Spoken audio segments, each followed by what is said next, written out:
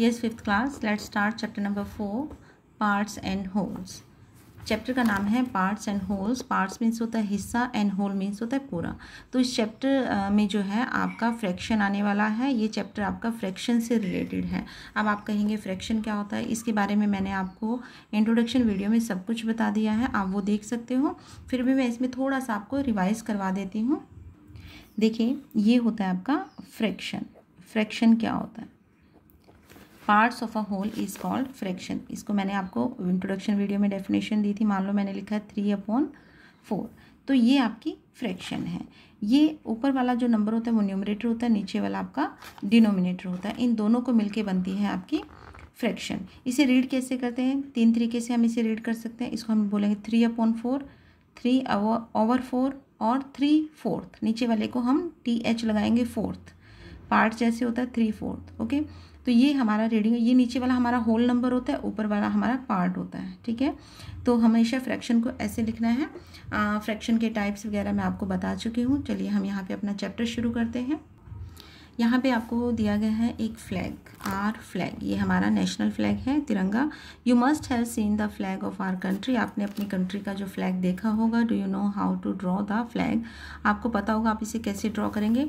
देखिए, draw a rectangle. आपने एक रेक्टेंगल ड्रॉ करना है जिसकी लेंथ 9 सेंटीमीटर एंड विड्थ जो है 6 सेंटीमीटर है. Divide it into 3 equal parts. उसके बाद आपने उसको 3 इक्वल पार्ट्स में डिवाइड करना है एंड कंप्लीट द फ्लैग. और आपने उस फ्लैग को कंप्लीट करना है. तो आप इसे कैसे ड्रॉ करेंगे?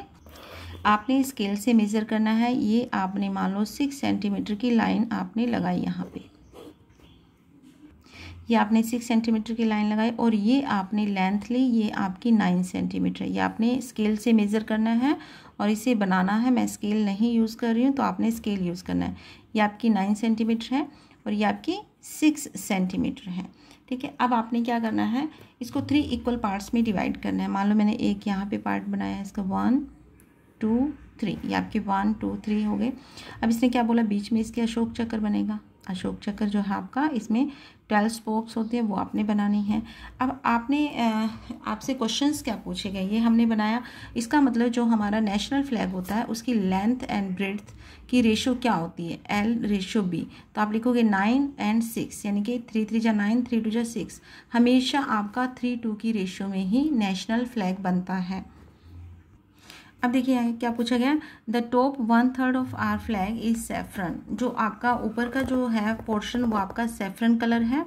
And what is the colour of the middle 1/3 of the flag. अब देखिए नीचे जो इसका मिडल कलर है वो कैसा है, तो आप क्या बोलोगे, the middle colour is red of the flag.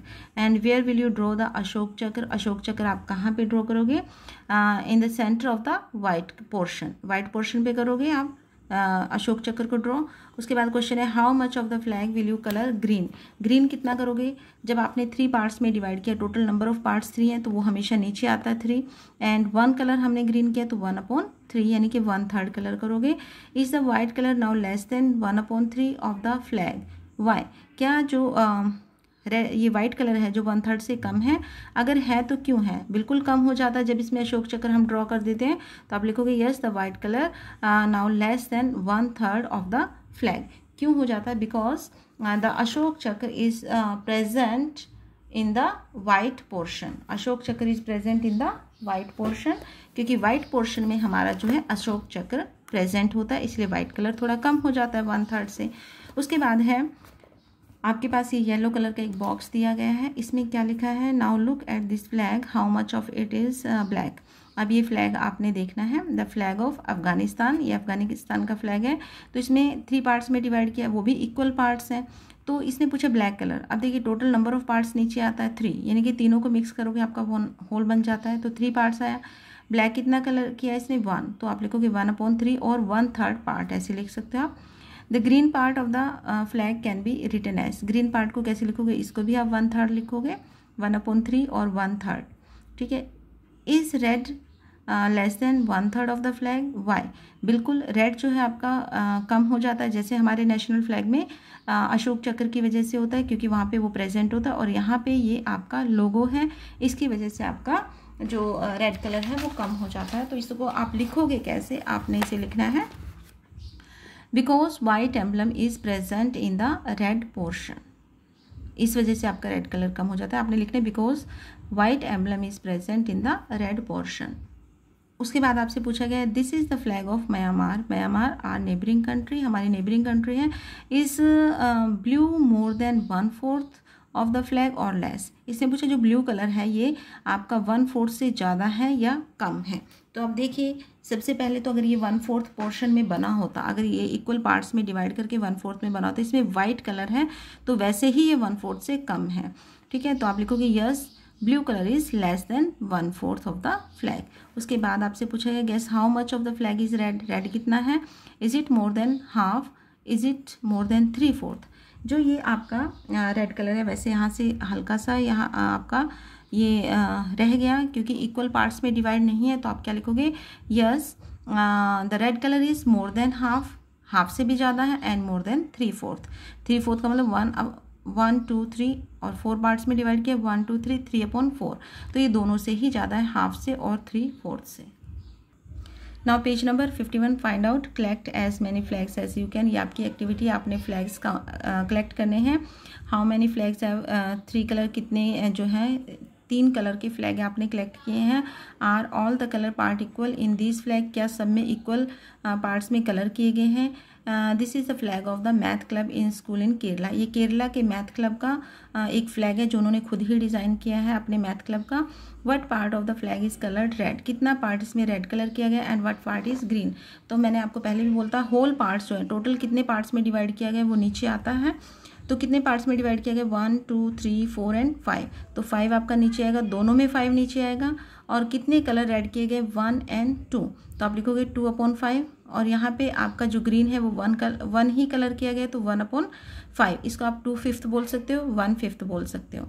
उसके बाद है आपका सी दिस ब्लैक लोगो, आपका ये ब्लैक लोगो बना हुआ है, ड्रॉ इट, इसे ड्रॉ करना है। अब यहाँ पे बोला गया is there a math club in your school, क्या आपके स्कूल में मैथ क्लब बना हुआ है। If not ask your teacher how to set it up, अगर नहीं है तो आप अपने टीचर से बोलिए कि इसको कैसे बनाना है, कैसे सेट करना है क्लब को। Design a flag for your math club, draw it here, और आपने अपनी तरफ से एक फ्लैग डिज़ाइन करना है, कुछ भी आप कर सकते हो, इसे यहाँ पे ड्रॉ कीजिए। Have you use the red colour, क्या आपने रेड कलर यूज़ किया है तो यस, नहीं किया तो no. What part of the flag did you colour red, जितना आपने रेड कलर किया है तो आपने यहाँ लिखने कितना पार्ट है। And what were the other colour you choose, आपने और कौन से कलर आपने फ्लैग में किया है। तो ये आपका एक्टिविटी का पेज है, page number 51। Now page number 52 magic top, ये भी आपकी एक्टिविटी है, आपने यहाँ पे मैजिक टॉप बनाना है। Let us make a magic top, take a cardboard piece and draw a circle of radius 3 cm and cut it out. Divide the circle into 8 equal parts, now each part is 1/8 of the circle. आपने क्या करना है, एक 3 cm की compass खोलनी है और compass खोल के आपने ऐसे सर्कल बनाना है, उस सर्कल को कट करना है और उसको 8 पार्ट्स में से डिवाइड करना है, जैसे कि यहाँ पे किया हुआ है। आपने कट नहीं करना है, सिर्फ आपने लाइन लगानी है 8 पार्ट्स पे, और फिर आपने उसको कलर भी करना है। और कलर आपने किस तरीके से करना है, कलर 2/8 रेड, आपने 8 टोटल पार्ट्स में डिवाइड किया, 2 उसमें से रेड कलर करने, 1 ऑरेंज करना है, 1 येलो, बाकी आप अपनी मर्जी से कर सकते हो।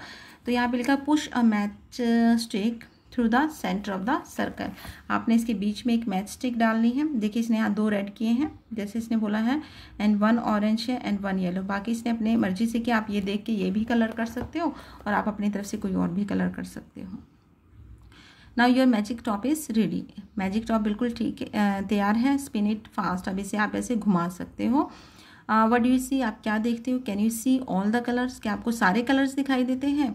Right what you see in your notebook, जो भी आपने देखा आप अपनी नोटबुक में लिखिए। तो ये आपकी 2 एक्टिविटी हो गई है। और यहाँ पे अब आपका न्यूमेरिकल क्वेश्चन आता है।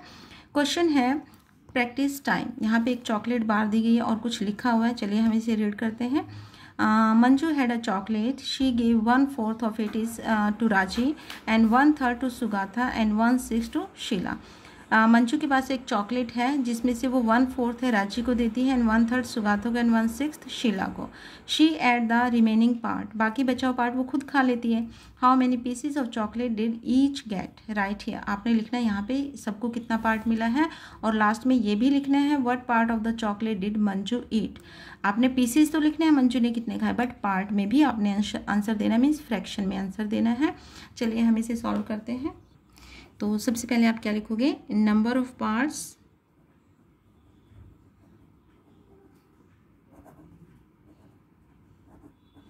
इन अ चॉकलेट। जो आपको चॉकलेट दी गई है उसमें कितने टोटल पार्ट्स थे, उसमें टोटल आपके 12 पार्ट्स हैं, 12 पार्ट्स। देखिए चॉकलेट बार है, इसके पार्ट देख लें 1 2 3 4 5 6 7 8 9 10 11 एंड 12।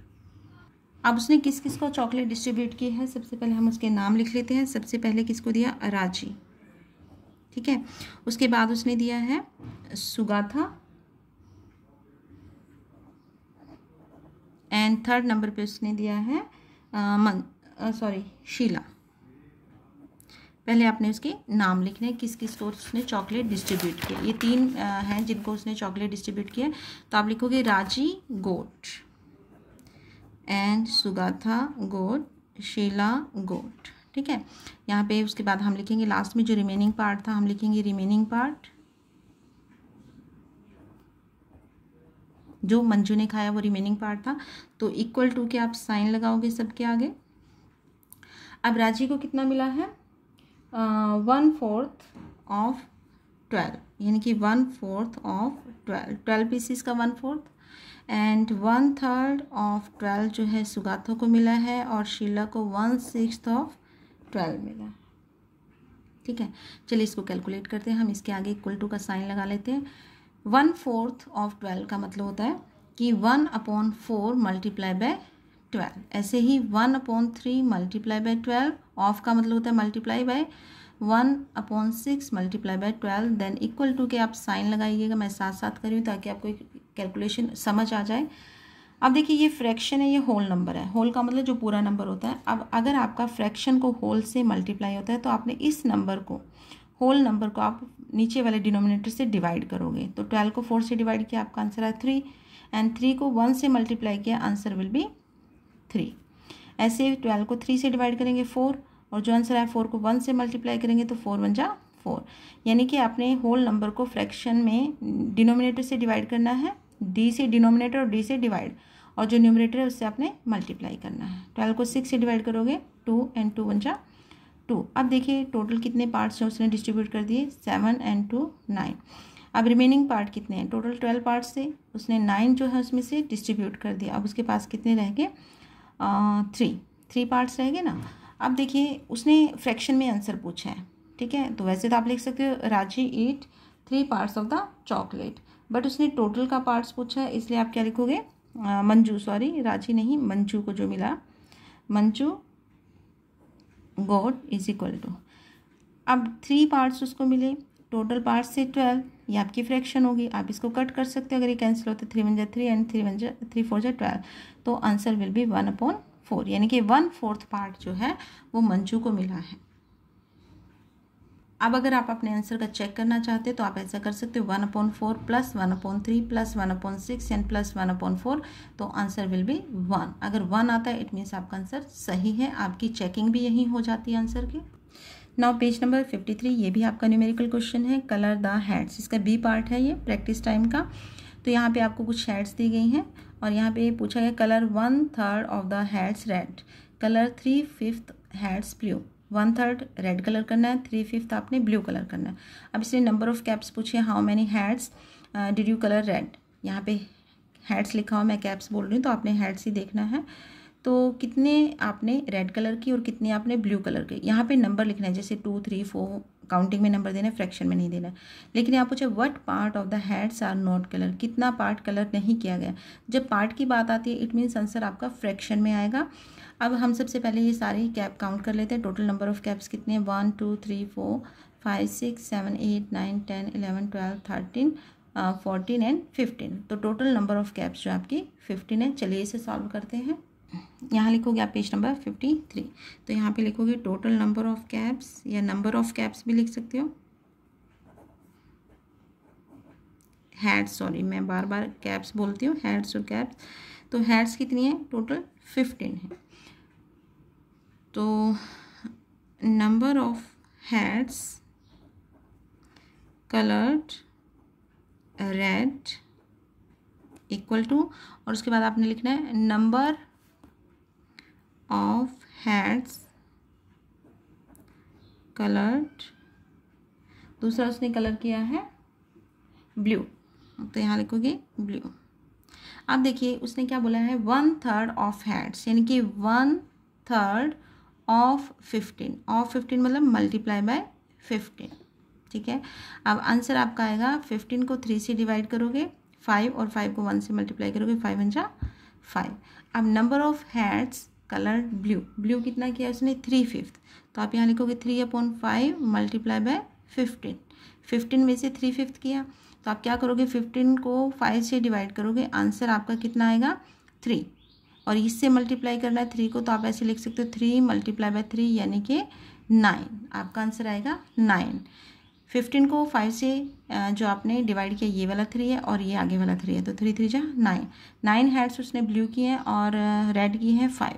अब टोटल कितनी कलर की 5 + 9 14, तो कितनी कलर नहीं की वो है 15 - 14 यानी कि 1। तो अब आप क्या लिखोगे number of heads not coloured, जिसको उसने कलर नहीं किया है, तो आप लिखोगे 15 - 5 and -9, तो आपका आएगा 10 and 10 - 9 1 1। लेकिन उसने जो आंसर है वो नंबर्स में नहीं पूछा, उसने पूछा है पार्ट में, यानी कि फ्रैक्शन में आंसर आएगा, तो यानी कि 1/15 आंसर आएगा 1/15। आप इसको ऐसे लिख सकते हो 1/15 of the heads not coloured.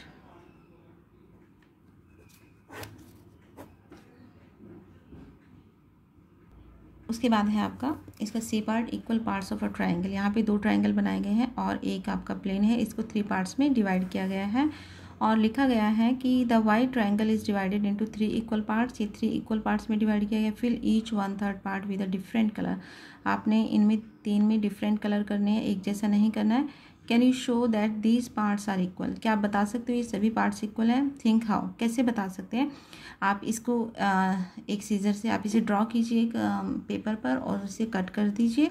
Cut करके जब आप इसको एक दूसरे के ऊपर रखोगे बिल्कुल इक्वल आएगा। तो आप क्या लिख सकते हो? Yes this can be done by making a cut off the parts of the triangle by using tracing paper. आप एक ट्रेस पेपर ले सकते हो, उस पर ड्रॉ करके उसको कट करके और एक दूसरे के ऊपर रखोगे तो बिल्कुल इक्वल आएंगे। उसके बाद इसमें है now try to make 3 equal parts of this triangle in a different ways. Color each one third with a different color. 1/3 को आपने डिफरेंट कलर से करना है, तो आप इसमें इसको 3 इक्वल पार्ट्स में आप डिवाइड कर सकते हो। 3 इक्वल पार्ट्स में मान लो मैंने इसको ऐसे डिवाइड किया, आपने स्केल से माप के करना है।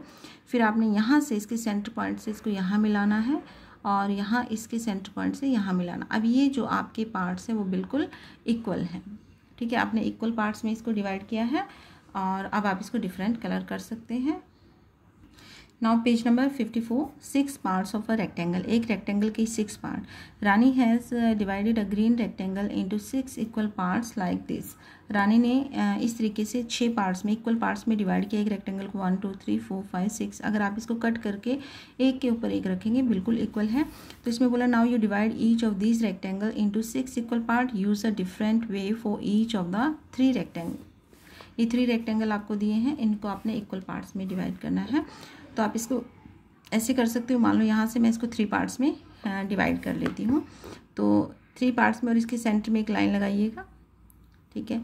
और उसके बाद आप इसको इक्वल 3 पार्ट्स में डिवाइड कर दीजिए, तो ये आपके 6 इक्वल पार्ट्स आ जाएंगे। उसके बाद आप इसको ऐसे करके 6 पार्ट्स में ऐसे भी डिवाइड कर सकते हो। यहाँ पे 6 पार्ट्स में 1 2 3 4 1 2 3 4 5 एंड 6। ये आपने स्केल से लाइन लगाने, बिल्कुल स्ट्रेट लाइन आएगी।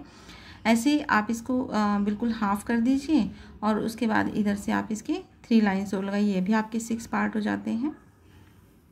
आप स्केल से मेजर करोगे तो आपके बिल्कुल एक्यूरेट आएंगे, इक्वल पार्ट्स आएंगे।